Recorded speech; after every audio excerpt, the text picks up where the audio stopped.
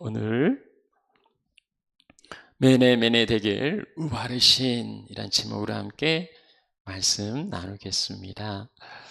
한국을 떠나오셔서 한국의 상황에 관심이 없는 분들도 있을 거고요. 그런가 하면 우리 뿌리가 한국인데 고국의 또 상황에 관심 가지시는 분들도 있을 겁니다. 지난 그 7일에 서울시장과 부산시장을 벗어나는 재보궐선거가 있었습니다. 대통령 선거를 1년 앞두고 치루어지는 이 선거는요, 민심의 향방을 볼 수 있는 그러한 중요한 선거라 합니다. 결과는 서울시장과 부산시장 모두 야당 후보들이 당선되었습니다. 놀라운 결과예요. 불과 1년 전 여당은요 압도적인 그 지지를 받았습니다. 지난 4월에 있었던 그 21대 국회의원 선거 결과를 보면 서울이 49석인데요. 그 가운데 여당은 41석을 차지했습니다. 강남 일부를 제외한 전 지역이 여당을 지지해 주었던 거예요. 서울시 의회의 경우는요 110석이 있는데 여당이 101석이고요. 야당은 6석에 불과합니다. 불과 1년 전에 이렇게 몰표를 주었는데 이 1년 후에 민심이 이렇게 달라질 수 있을까 싶은 거예요. 온전히 서울에 25개, 부산에 16개 지역구는 모두 야당 후보를 지지했습니다. 부산 같은 경우는 거의 2배로 승리한 거예요.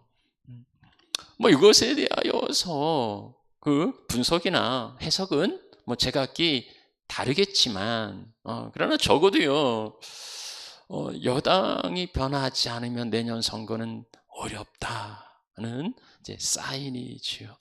선거는 정치의 그 성적표고요, 국민들의 심판입니다. 그리고 보면 지금 집권하고 있는 여당은 옐로우 카드를 받은 셈이에요. 경고를 경고로 받아들일 수 있을까요? 워닝하고 경고가 뜨는데요. 그 경고를 잘 받아들일 수 있을까? 그걸 잘 받아들이면 전화 위복이 됩니다. 사실 경고는 너 죽는다는 그 사인보다는 죽지 말라는 거죠. 죽는다면 그냥 그런 거 없이 집행하면 되는데 미리 예고하는 것은 너 이대로 가면 안 되는 거야. 너 이렇게 가면 죽어. 그러니까 지금 돌이켜야 돼라는 고마운 사인입니다. 우리 건강에도요 그 경고가 뜹니다. 작은 일이 피로를 느낀다든가 갑자기 체중에 빠진다든가 그게 좋은 일이 아니에요. 갑자기 몸무게가 준다든지 아니면 호흡이 가빠진다든가 아니면 작은 일에도 짜증이 나고 예민해진다든지 이건 우리 몸이 우리에게 보내는 사인입니다. 지금 당장 몸을 움직이는데 아무 불편이 없다 해서 이걸 무시하면요 이제 뭐잖아? 큰 어려움을 만나게 됩니다. 이상기온이나 온난화 이런 것도 생태계 파괴와 환경 오염으로 몸살을 앓는 지구가 보내는 그 경고지요. 이 경고를 무시하면 이제 더 큰 재앙을 초래할 수 있습니다. 그런데 많은 사람들은 경고를 경고, 충고 내나 비슷한 맥락인데 잘 받아들이지 못해요. 그걸 인정하지 않습니다. 마치 자기가 패배하고 자기가 큰 잘못을 한 것인 양 그걸 인정하는 것처럼 이 경고로 잘 받지 못해요. 지금 당장에 어려움이 닥치는 것도 아니고 지금 치명적인 위기가 닥치는 것도 아니니까 차차 다음에 기회 되면 나중에 언젠가 뭐 이렇게 바꾸면 되지 않겠나 이리 생각하는 거죠. 심지어는요, 그 잘못된 경고라고, 그 가짜 정보라고, 오진이라고, 나는 그렇지 않다고 이리 합리화하기도 하고 무시하기도 합니다. 인류에게 임한 그 최고의 재앙은 노아 홍수였습니다. 하나님께서 어느 날 갑자기 홍수를 내리신 거 아니에요. 하나님 노아에게 말씀하시고요. 그리고 미리 방주를 짓고 사람들에게 경고하라고 그리 이야기하고 방주의 문을 열어두었습니다. 누구라도 들어올 수 있는 거예요. 그러나 사람들은 깨닫지 못하고 무시했습니다. 소돔이 심판을 당할 때에도요, 전사를 보내서 롯의 가정을 끄집어내는데 롯이요, 자기 딸들과 정혼한 사위들에게 이 재앙을 예고합니다. 지금 이 성에 심판이 임한다고 그렇게 말했지만 롯의 사위들은 그 롯의 경고를 농담으로 그렇게 여겼던 거예요. 결국은 망했죠.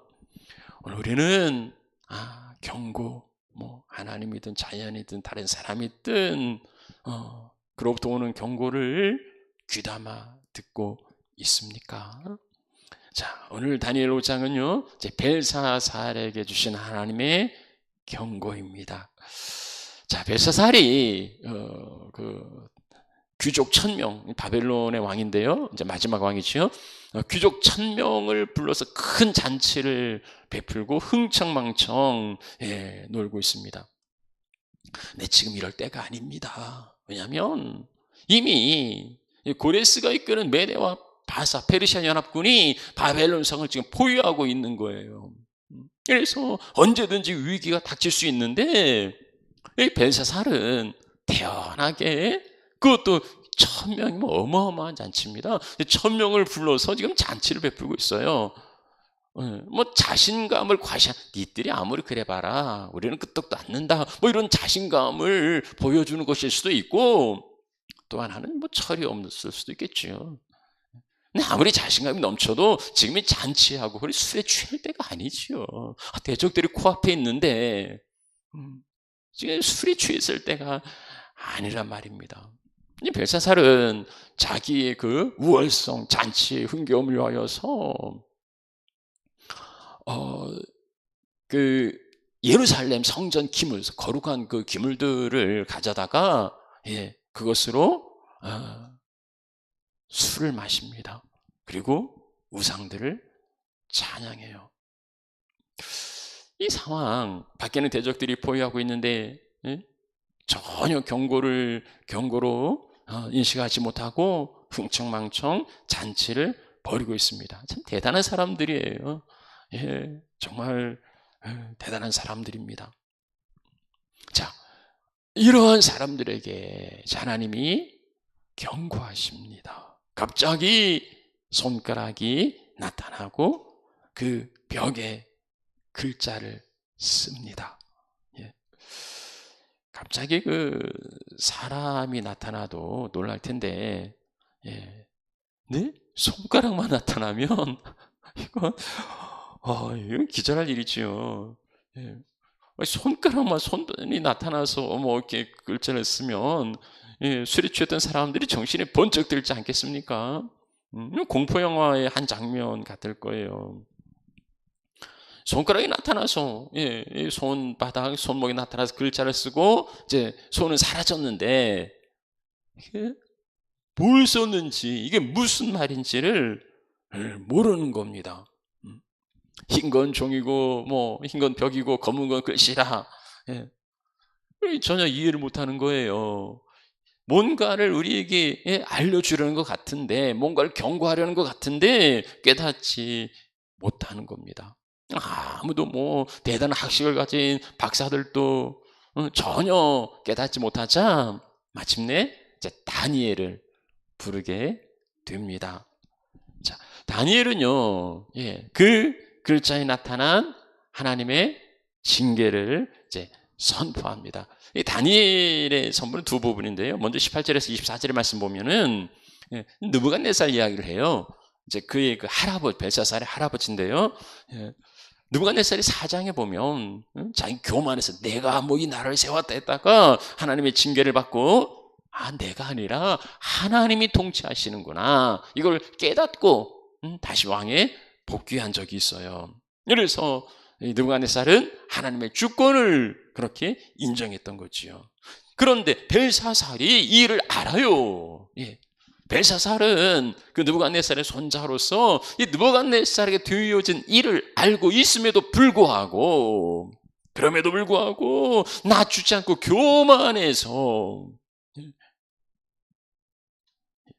교만해서 성전의 기물들을 가져다가 술을 마시고 우상을 찬양하고 하나님께 영광을 돌리지 않았기 때문에 이 손가락에 나와서 이 글을 기록했다고 그 배경을 이야기합니다. 그리고서 25절 말씀부터는요, 이제 그 글자를 읽고 해석해 줍니다. 그 글자는 이것이니 메네 데겔 우바르신이라. 자, 그리고 이제 뜻을 풀이합니다. 메네는 하나님이 그 헤아리다, 세어지다, 계수하다 이런 건데요. 하나님이 당신의 통치의 날을 세어서 계수해서 이제는 끝냈다 하는 거예요. 당신의 날을 계산해 보니까 이제는 끝났습니다. 그러면 데겔 끝났으면 그 다음에 저울에 달아보았는데 부족함이 보였습니다. 미달입니다. 불합격입니다. 낙제예요. 우바르신 우는 그 접속사 그리고고요. 그리고 이제 바르시는 이제 베레스라는데 바르시는 페레스 나누다는 뜻입니다. 왕의 나라가 나뉘어서 메대와 바사사람에게 넘겨졌습니다. 자격 미달이라 더 이상은 안 되겠다. 나누어서 다른 사람에게 주겠다는 거예요. 그날 밤 다니엘의 예언이 오래가지도 않았습니다. 그날 밤 다니엘의 이 예언대로 갈대아의 벨사살은 죽임을 당하고 메디아 사람 다리오가 그 나라를 차지합니다. 메네 데겔 우바르신 이 통치는 이 경고는 비단 벨사살에게만 주어지는 건 아닙니다.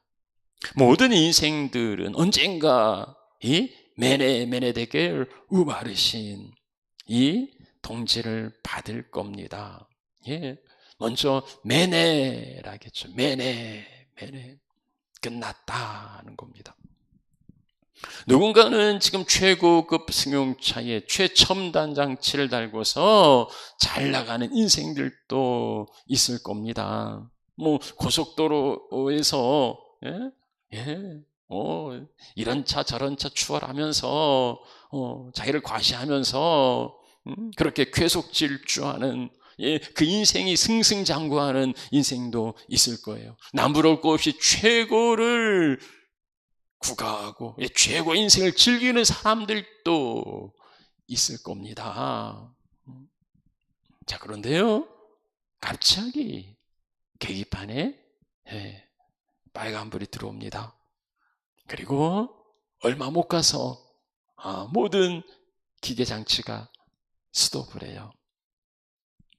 고장도 아닌데 갑자기 무슨 일인가? 무슨 일이겠습니까? 주유등에 불이 들어온 거예요. 아무리 뭐 최고급 최첨단 대단한 자동차라 하더라도 연료가 없으면 멈출 수밖에 없습니다. 인간의 삶을 그 일생이라 하죠. 우리의 삶을 인간의 일생이라 합니다. 생명은 재활용하거나 뭐 주유해서 더 충전해서 더 느리거나 이래 할 수 없어요. 일생 한 번 살아가는 겁니다. 누군가의 인생이 아무리 잘 나간 인생이라 하더라도 영원히 계속되는 건 아니고 한 번 사는 인생이에요. 언젠간 끝이 있다는 겁니다. 모든 인생이 시한부라는 사실을 기억하십니까? 의사의 선고를 받은 시한부 인생뿐만 아니라 우리 모두는 창조주 하나님께 선고를 받은 시한부 인생으로 살아갑니다. 그래서 누구나 매네라는 소리를 들을 거예요. 이제 끝났다고. 이제 그만 스탑, 그 통지를 받을 겁니다. 아니 이렇게 젊은데, 아니 고생하다가 겨우 살만하는데 이제 조금만 더 가면 성공의 고지에 오를 수 있는데, 아니요, 뭘 가졌든지 뭘 이뤘든지 간에 우리 모든 사람에게 공평하게 매네라는 그 선언이 주어질 거예요. 그것을 기억하는 인생이 지혜로운 인생이라는 겁니다. 내가 지금 잘 나가도, 내가 지금 형통해도, 내가 역경과 고난 가운데 있다 할지라도 그것으로 계속되는 거 아니고 매내 끝나는 그 날이 이를 거라. 그래서 다윗은요, 여호와여 나의 종말과 연한이 언제까지인지를 알게 하사 나의 연약함을 알게 해달라고 그렇게 기도합니다. 나에게는 종말이 있어요. 나에게 정해진 시간이 있어요. 그 안에서 내가 살아가는 거라. 그래서 우리 인생의 시계를 끊임없이 반복되는 아날로그나 디지털의 시간이 아니고요, 모래시계, 모래시계. 정해진 분량만큼 내려와 그 끝나면 이제 끝인 거예요. 우리의 시간을 물 쓰듯이 함부로 그리 보낼 수 없는 거지요. 그래서 우리에게 가르치지 않습니까? 세월을 아끼라, 때가 악하다. 지혜롭게 세월을 아끼라. 인생이 지루하고, 그리고 때로는 이제 번잡하게 느껴질 때도 있을지 모르겠습니다만은 아니에요. 우린 정말 세월을 아껴야 합니다. 우리에게 이 시간이 마냥 주어지는 게 아니기 때문이죠. 이 코로나가 우리의 모든 일상을 스톱해 놓고 있어요. 뭐 신앙생활도, 뭐 예배도, 뭐 다른 모임도, 무엇도 모든 걸 붙들어 놓고, 그래서 아무것도 할 수 없다고, 할 게 없다고들 이야기합니다. 시간이 멈추었으면 좋은데 그렇다고 시간은 멈추지 않았어요. 세월이 우리를 기다려주지 않아요. 뭐 비즈니스의 손실은 정부가 보전해 준다 하는데 이 세월은 누구도 보상해 줄 수 없고 누구도 보전해 줄 수 없어요. 시간은 흘러갈 뿐입니다. 그래서 우리는 이 세월을 코로나 이 시국에도 더 아껴야 한다는 거예요. 주님의 말씀을 기억해야 합니다. 때가 아직 낮음에 나를 보내신 이 일을 우리가 하여야 하리라. 지금이 낮이면 상황이 어떠하든지 바람이 불든 비가 오든 눈이 오든 맑은 날씨든 어떠하든 우리에게 맡겨주신 주의 일을 우리가 감당해야 한다는 거예요. 밤이 올 건데 그때는 아무도 일할 수가 없어요. 아직 햇볕을 주시는 낮일 때 우리는 주를 위하여 정말 값지게 살아갈 수 있으면 좋겠습니다.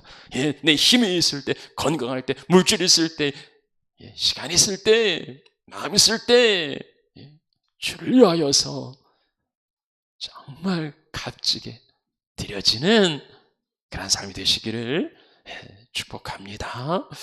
자, 근데요, 매너에서 끝나는 거 아니에요. 끝이 아니다. 끝은 끝이 아니에요. 뭐 죽음이 다 끝이면 뭐 죽음으로 다 그냥 끝장내버리면 좋겠지만 끝이 아니고 시작인 거예요. 자, 매네 다음에 뭐가 있습니까? 대겔이에요. 대겔. 달아보자. 저울에 달아보자. 이제 어떻게 살았는지 한번 평가해보자. 달란트의 비유에 5개, 뭐 2개 하나 이렇게 줬는데 그러면 그걸 가지고 어떻게 썼는지 한번 계산해보자. 결산해보자는 겁니다. 땅에 썩어질 것을 위하여 썩어 없어진 게 아니고 영원한 가치를 위하여서 얼마나 값지게 썼는지 한번 헤아려 보자는 겁니다. 자기 욕심을 위하여서 허비한 게 아니고 하나님 나라와 이웃을 위하여서 얼마나 값지게 사용했는지 한번 계산해 보자는 거예요. 하나님 주신 시간과 물질과 달란트와 여러 가지 복이 있는데 우리가 그렇게 달라고 간구했던 그 재료들을 가지고 정말 합당하게 사용했는지 달아보자. 함량 미달이라는 말이 있는데요. 모든 제품에는 그 성분 표시가 있어요. 의무적으로 하게 되어 있죠. 근데 이걸 속이는 그 사기꾼들이 있습니다. 그걸 정량으로 정품으로 제대로 하면 이익이 안 나니까 가짜나 아니 유사품으로 싸구려 가짜로 대체하는 거예요. 그리고 거기에서 이제 이익을 내는 거죠.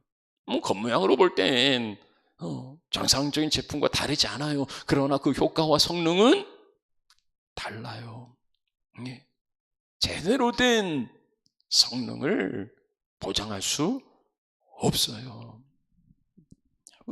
인생의 집을 그렇게 짓는 사람들이 있습니다. 자기 영원히 거할 집을 짓는데 잠시 이 세상에서 그 이익을 보려고 싸구려 유사품으로 대충 짓는 거예요. 그리고 거기에 이익을 남겨서 이 세상에서 한번 즐겁게 살아보겠다고요. 건물이 붕괴되고 다리가 무너진 이유는 뭡니까? 정확하게 사용해야 될 그 재료를, 정품을 사용하지 않고 유사품으로 대충 쓰는 겁니다. 자기가 영원히 거할 집인데 이렇게 부실공사를 하고 있으면 얼마나 어리석고 불행한 인생입니까? 하나님은요, 지식의 하나님이라 행동을 달아보신다.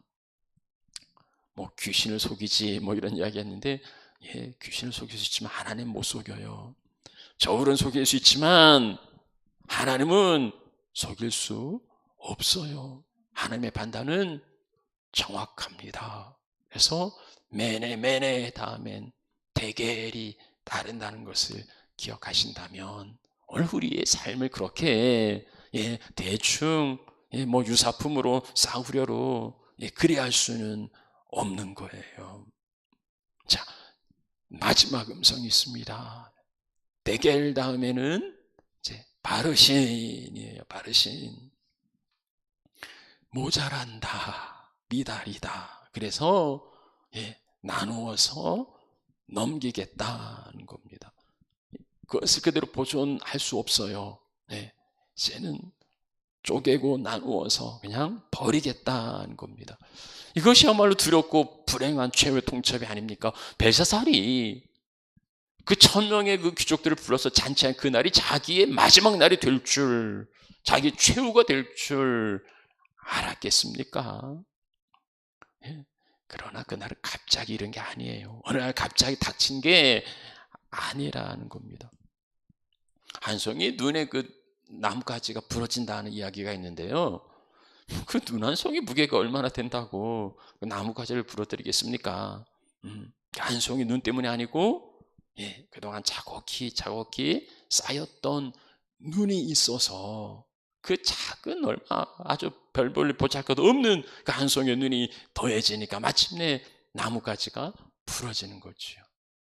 갑자기 일어난 일이 아닙니다. 경고가 있었어요. 예고가 있었어요. 징조가 있었어요. 다만 보지 못했을 뿐이지요.